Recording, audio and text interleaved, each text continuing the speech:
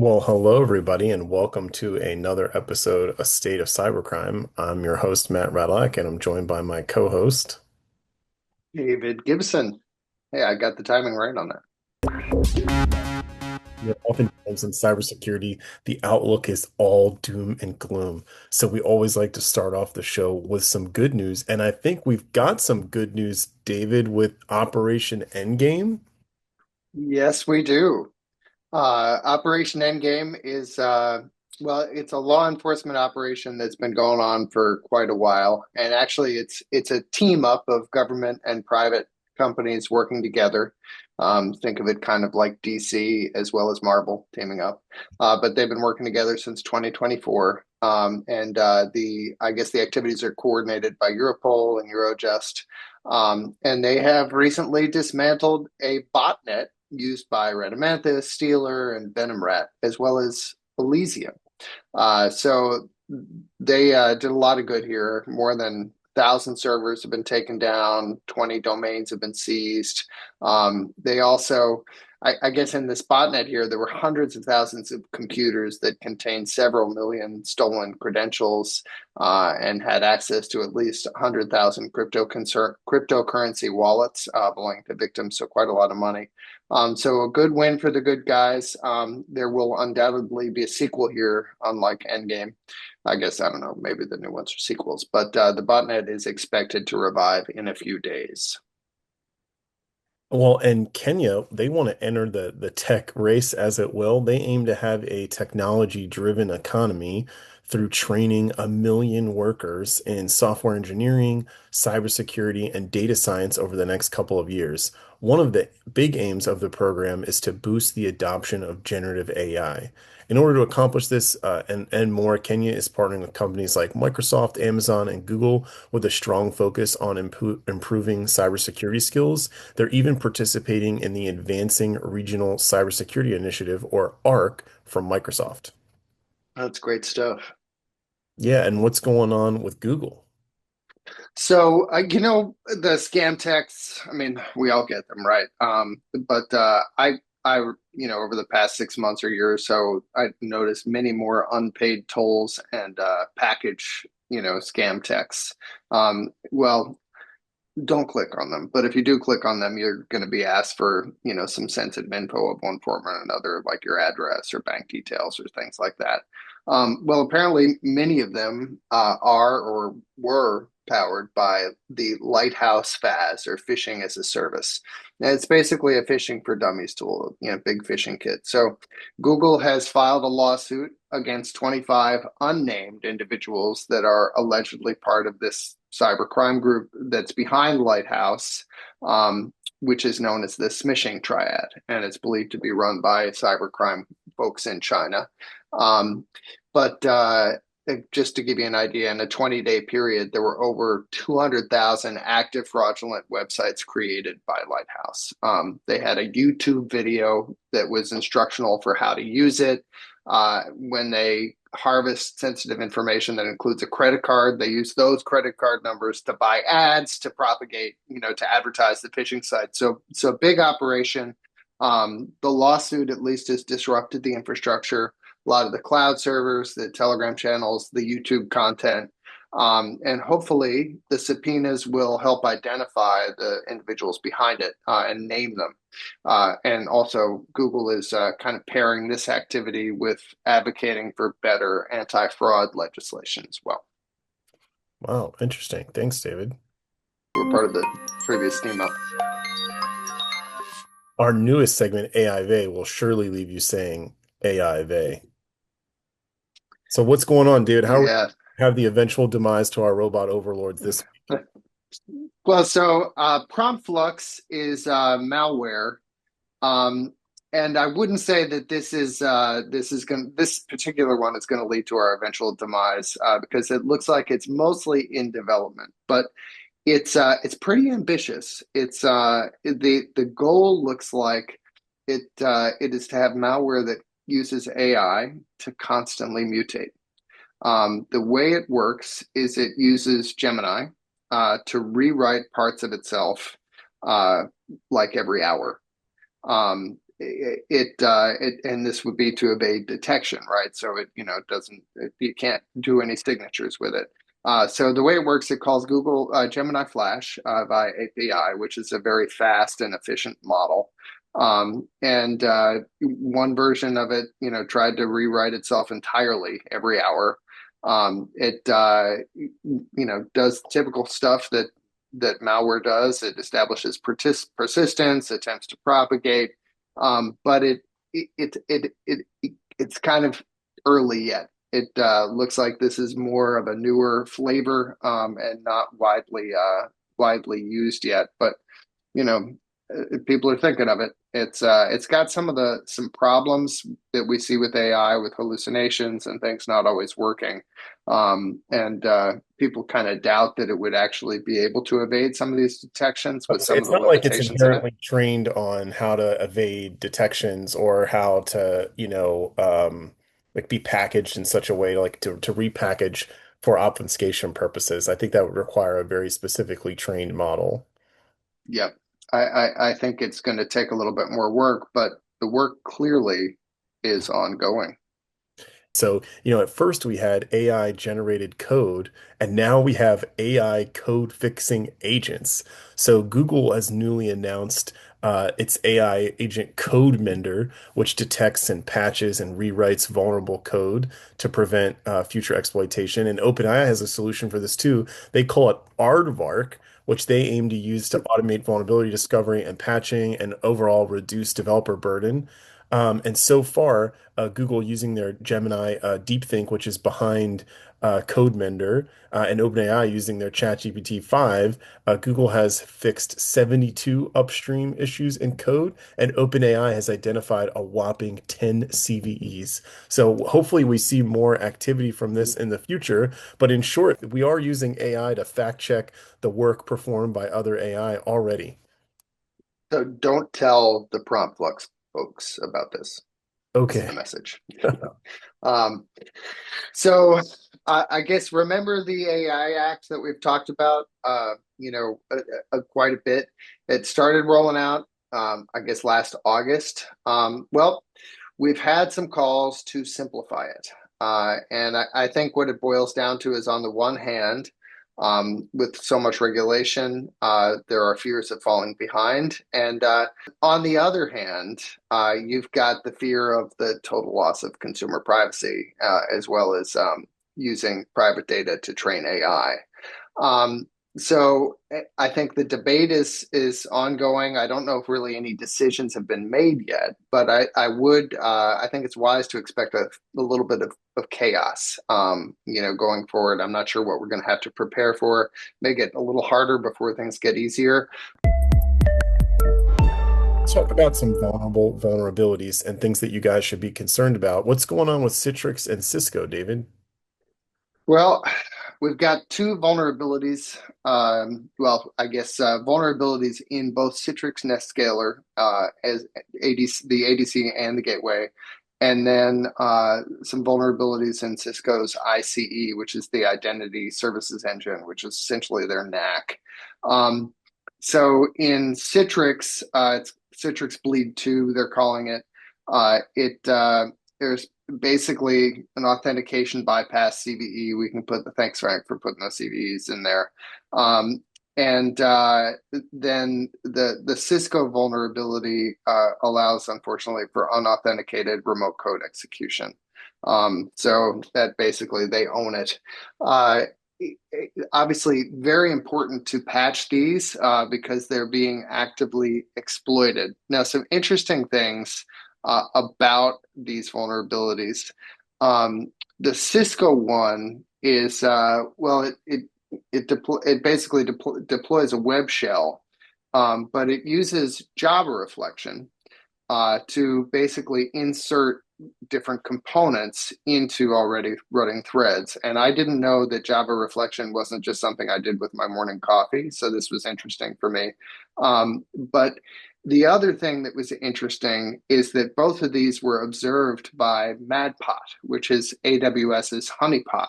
And I think this actually may have led to the patch. The activity was observed before those patches came out. Um, But this, I guess, honeypot that's run by AWS was also used to spot Volt Typhoon and Sandworm. And they detected these vulnerabilities or the activity that was correlated with these vulnerabilities before the patch. So I thought that was interesting. I hadn't heard of MadPot before. No, maybe even deserving of its own segment if they keep it up. Yeah. Well, talking about vulnerabilities that people should be worried about, CISA is mandating rapid patching due to the active exploitation of FortiWeb's appliances, especially those that are exposed to the internet due to two flaws. CV 2025-64446 is a path traversal and authentication bypass vulnerability, which unfortunately also allows for remote unauthenticated code execution and for attackers to gain administrative access and create additional admin accounts on FortiWeb WAF appliances. It's been exploited since as early as October of this year, and CVE 2025-58034, which is an OS command injection vulnerability, which can actually be chained together with 64446, allows those subsequently authenticated attackers to execute operating system commands via specially crafted HTTP or CLI commands. And these both have been actively exploited for several weeks, and it's assumed that if you have a web-facing appliance that isn't patched yet, that it is under active exploitation. I better get those patched too. Yeah, and speaking of patches, what's going on with CLOP? Well, I started reading about this one, and apparently Klopp exploited a vulnerability in Oracle's e-business suite. And I was like, wow, this sounds familiar. And we had actually reported on this. Um, I think it was a couple months back. There was a patch released. Unfortunately, the first release of the patch didn't work. It failed. So they released a second one 6 days later. But apparently, it looks like Oracle itself was breached by Clop using this same vulnerability. This 0 day has been exploited since July. It's affected dozens of organizations. I mean, it basically chains a bunch of CVEs together so that you can achieve unauthorized remote code execution. So, I mean, if we take a look at this, a vendor of a major product at 0 day in one of its significant products, a attacker exploited the vulnerability on the vendor's equipment. The vendor released a patch that didn't work while the customers were being exploited. I just, like, did anything go right in this equation? Yeah, I don't think so. Yeah. I mean, I know every all software will have vulnerabilities, but this one is especially hard because of the sequence of events here. And speaking of, right, let's talk about a few attacks and breaches you should be concerned about in the danger zone. Specifically, threat actors are abusing this decades-old protocol, finger protocol, which is what the ClickFix malware uses to retrieve, remote commands run them on Windows devices. So what attackers are doing is they're tricking users into running commands, often via fraudulent capture prompts that use the finger command to pull scripts from remote servers. Those scripts are then piped through into cmd.exe or a command prompt, enabling execution without actually downloading traditional malware. Those retrieve commands will do things like create paths or copy files under new names, download zip archives that are disguised as PDFs that upon extraction have some type of maybe Python-based malware package on the inside that then get executed by a live off the land Python binary. So what's really interesting about this to me is it really highlights the need to block legacy protocols and monitor the use of live off land binaries on like user devices, as well as just like general security awareness around social engineering and novel ways to package and deliver malware via social engineering, like in this case fake capture prompts. Yeah, I remember when somebody told me about the finger command a long time ago. I thought they were joking, but it is a real command, right? If you're running a Mac OS or any Unix box, right, you can type finger at your shell and see some information. Apparently, if you've got anything listening on TCP 79, you might check to see if you're running a remotely accessible finger D. And what's going on with Glassworm, David? Well, so Glassworm is kind of it's okay. So this is a worm that affects Visual Studio Code extensions that are in OpenVSX. Now, OpenVSX is an alternative to the Microsoft Visual Studio Marketplace. But researchers found multiple extensions infected with glassworm. Now, these extensions have been downloaded thousands of times. So that means that may affect many thousands of installations out there. The worm does credential harvesting. It harvests OpenVSX credentials, GitHub credentials, Git credentials, drains funds from cryptocurrency wallets, and installs remote access tools. The thing that I thought was really interesting, and I guess why it's named this, is it uses invisible Unicode characters to make the worm invisible to visual inspection. So, and I read like, how are they doing this? Like, they can basically hide code in what looks like comments or between tick marks that look like white space. But there are characters in Unicode that can alter previous characters. Like, think of it like how your messaging app will change like a couple of characters into a smiley face. Um, so you can do the same thing with code. So you can't rely on visual inspection anymore to make sure that your code is malware free. And this has been an assumption for a lot of folks that we have to kind of question now. The other thing that this malware does, which I thought was kind of cool, is it uses C2 command and control infrastructure that's blockchain based. Uses Solana blockchain, which blockchain, of course, is kind of immutable. And Solana, they use that because it's cheap and fast. You can, do rapid transactions really cheaply. But what happens is when you do these transactions, you can embed instructions in the node. So the malware searches the blockchain for specific transactions, like that are associated with specific, like, I guess, addresses. And then it reads the memo field. And that memo field, it contains, base64 encoded data that leads it to its next payload and its next instruction. So this C2 infrastructure is unkillable. Anyway, so there was a lot about this one that I thought was really interesting and kind of frightening, really. Yeah, and I guess draining cryptocurrency Oh, seems to be a big thing nowadays. yeah. Well, one other thing on this: the researchers that found this got into one of the attackers, kind of open network endpoints that they were using for testing, and apparently they doxed themselves. They were running keyloggers on their testing nodes, and they forgot to clean it. So the keylogger data revealed that they were Russian speaking.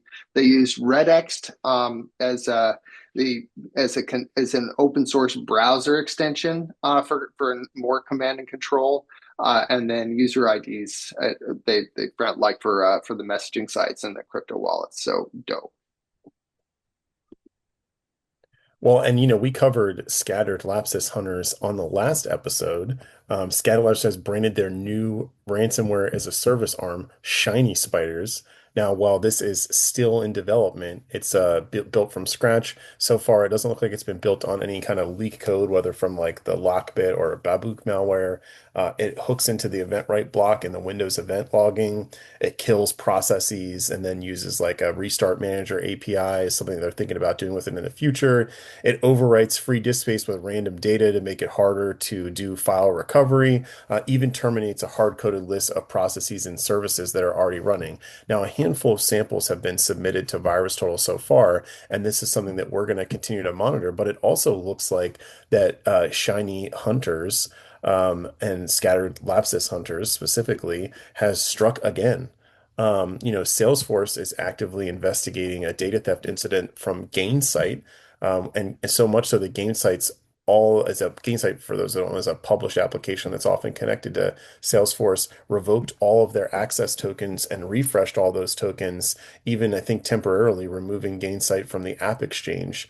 Now, Google came out and said that around 200 companies have been impacted by this large-scale attack, and it's important to note that it didn't originate from within Salesforce, but from that external connection via Salesforce and the published Gainsight apps.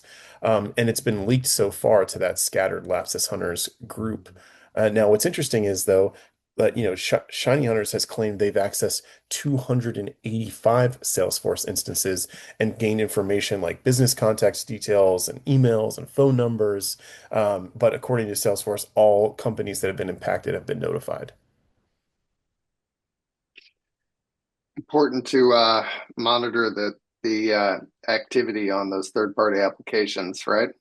New Yeah. logins, things like that, big time.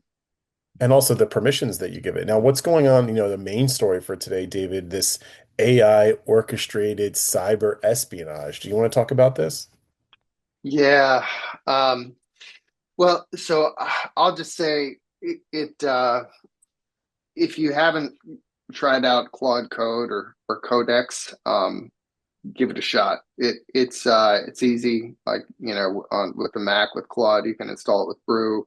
Then you open up your terminal, change into your project directory, type the word Claude, enter, and then tell it what you want to build. It's pretty incredible. And then it not only it can is there anything it can't do? Um, well, apparently some group has been able to use it to build an autonomous cyber attack agent.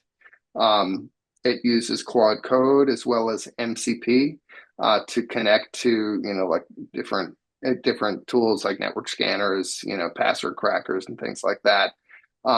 And they pooled Opus Anthropic's model to make it look like legit security testing.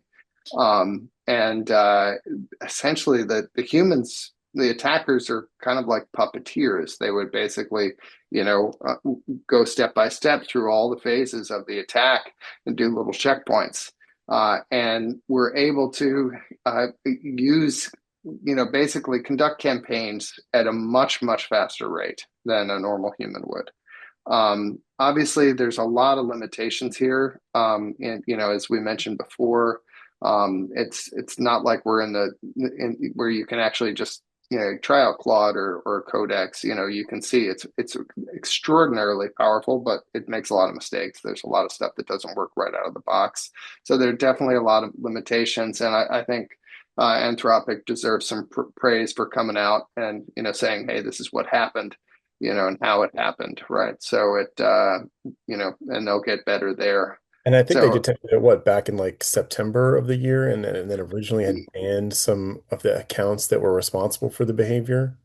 yep, exactly. So they banned some accounts, worked with the authorities, and I think that this won't be certainly won't be the last time we see something like this going on. It's and I think it's starting to look like robots fighting robots. It's going to have good AI fighting the bad AI. The show is made possible by you, our audience. I know that I super appreciate you being here live with us, or for those of you that listen to the recast on YouTube or on Apple Podcasts or Spotify Podcasts, we super appreciate you tuning in and listening. And thanks so much, Dave. You did an awesome job today, and thanks everybody for who showed up.